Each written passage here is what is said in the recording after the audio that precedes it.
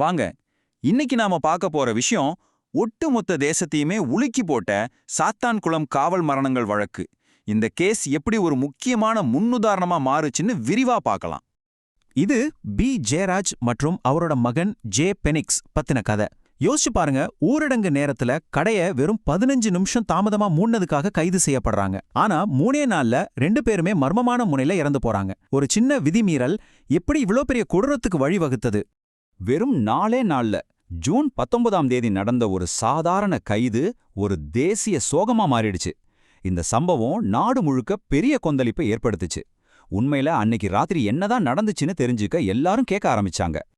அவங்க இறந்த உடனே அதிகாரப்பூர்வமா ஒரு காரணம் சொல்லப்பட்டுச்சு. ஆனா அந்த கதை ரொம்ப நேரம் நிக்கல. ஏன்னா நடந்ததை நேர்ல பார்த்த சாட்சிகள் பேச ஆரம்பிச்சாங்க. அவங்களோட வாக்குமூலங்கள் வந்ததும் போலீஸ் கட்டின மௌனச்சுவர் கொஞ்சம் கொஞ்சமா உடைய ஆரம்பிச்சுது. பாருங்க, 2 பக்கத்துக்கும் எவ்வளோ வித்தியாசம்னு. போலீஸ் தரப்புல அவங்க உடல்நல குறைவால இறந்ததா சொன்னாங்க.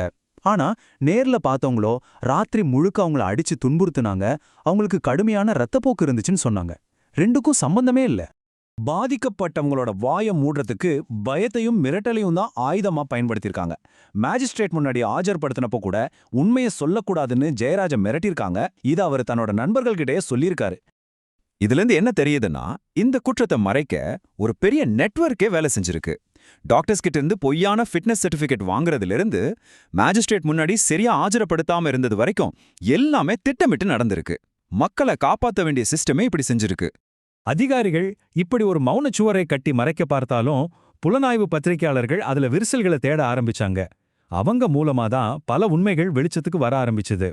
சரி, அவங்க எப்படி உண்மையை கண்டுபிடிச்சாங்க? முதல்ல அவங்களுக்கு சாட்சிகளோட பேர் இருந்த ஒரு கோர்ட் மனு கிடைச்சிருக்கு. அப்புறம் ஒரு லோக்கல் வழக்கறிஞர் மூலமா அந்த சாட்சிகளை தேடி பிடிச்சிருக்காங்க. ஒவ்வொருத்தர் சொல்றதையும் மத்தவங்க சொல்றதோட ஒப்பிட்டு பார்த்து உண்மையான செக் பண்ணியிருக்காங்க. அது மட்டும் இல்லாம இரத்தக்கரை படிந்த துணி மாதிரியான ஆதாரங்களையும் சேகரிச்சு கடைசியா ஒரு விரிவான அறிக்கையை வெளியிட்டாங்க. இந்த ரிப்போர்ட் வெளியானது தான் தாமதம். சோஷியல் மீடியால காட்டுத்தீ மாதிரி பரவ ஆரம்பிச்சது. நாடு முழுக்க மக்கள் கொந்தளிச்சாங்க. ஆனா இதை அடக்க நினைச்ச போலீஸ் அதிகாரிகள் பத்திரிகையாளர்களுக்கு மிரட்டல் விடுக்க ஆரம்பிச்சாங்க. ஒரு பக்கம் மக்கள் போராட்டம், இன்னொரு பக்கம் மீடியா அழுத்தம். இது ரெண்டும் அதிகமாக கடைசியா நீதித்துறை இந்த விஷயத்துல தலையிட்டது. நீதிக்கான ஒரு புது வழி அங்கிருந்து தான் ஆரம்பிச்சது. நிலைமையோட தீவிரத்தை புரிஞ்சுகிட்ட மதுரை ஹைகோர்ட் யாருமே புகார் கொடுக்கறதுக்கு முன்னாடியே தாமாகவே முன் வந்து இந்த கேஸை கையில எடுத்தது. உடனே மாஜிஸ்ட்ரேட் MS பாரதிதாசனை போலீஸ் ஸ்டேஷனுக்கு நேர்ல போய் விசாரிக்க சொல்லி உத்தரவு போட்டாங்க. இங்கேதான் ஒரு அதிர்ச்சியான விஷயம் நடக்குது. விசாரணை நடத்த போன மாஜிஸ்ட்ரேட்டையே அங்க இருந்த போலீஸ் அதிகாரிகள் மிரட்டி இருக்காங்க. விசாரணையை தடுக்கவும் முயற்சி பண்ணிருக்காங்க.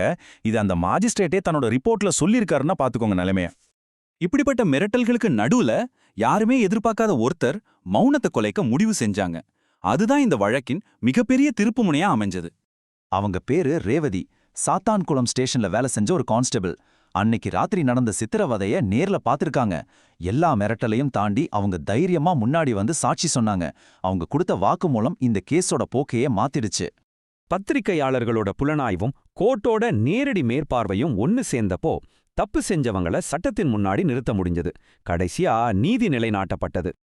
இந்த வழக்க CBIக்கு மாத்துனாங்க. ஆனா அதுல ரொம்ப முக்கியமான விஷயம் என்னன்னா, முழு விசாரணையும் ஹைகோர்ட்டோட நேரடி கண்காணிப்புல நடந்ததுதான். இதனால உள்ளூர்ல இருக்கிற அதிகார மையங்களாலேயோ மத்தவங்களாலேயோ இந்த விசாரணையில தலையிட முடியாம போச்சு.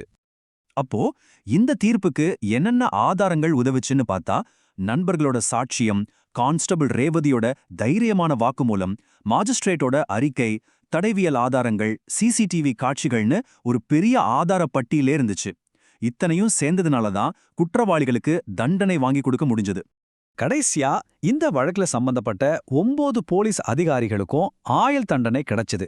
நம்ம நாட்டுல காவல் மரண வழக்குகள்ல தண்டனை கிடைக்கிறதுங்கிறது ரொம்ப ரொம்ப அரிதான ஒரு விஷயம்.